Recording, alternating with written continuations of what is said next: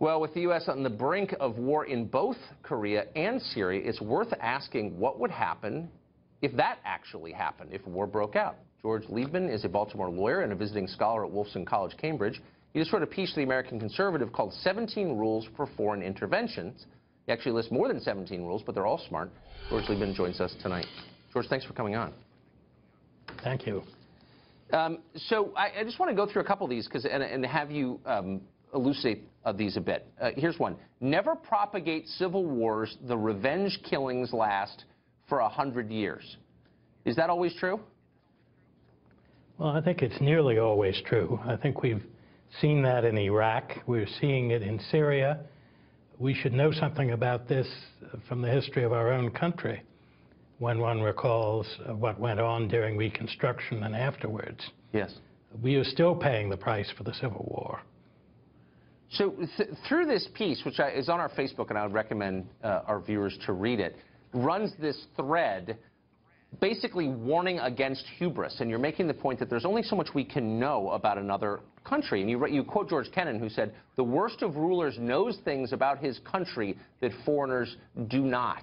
Do you think we keep that in mind enough? No, I think we obviously don't. I mean, Saddam Hussein was well aware that he had the confidence of the Sunni population.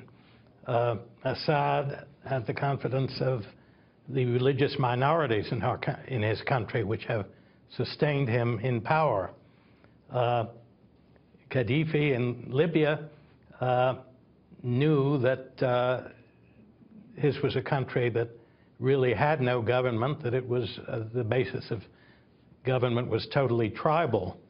And we went into all three countries as though we were doing battle with a unitary state, which we obviously were not. Right. And one feature of these totalitarian regimes that people tend to lose sight of is how brittle they are. And that's probably even true of the North Korean regime. When these regimes collapse, as we saw in Eastern Europe, yes, they go down with a big bang and there's nothing left. And right, there are dangers in that also. That's right. They just haul the Ceausescus out behind the court and execute them, and then it's just poof, it's over. You have a line in here, wars cannot be won on the cheap without infantry. That was a really distressing thing to read. I hope it's not true, but you think it is? I think it is. I think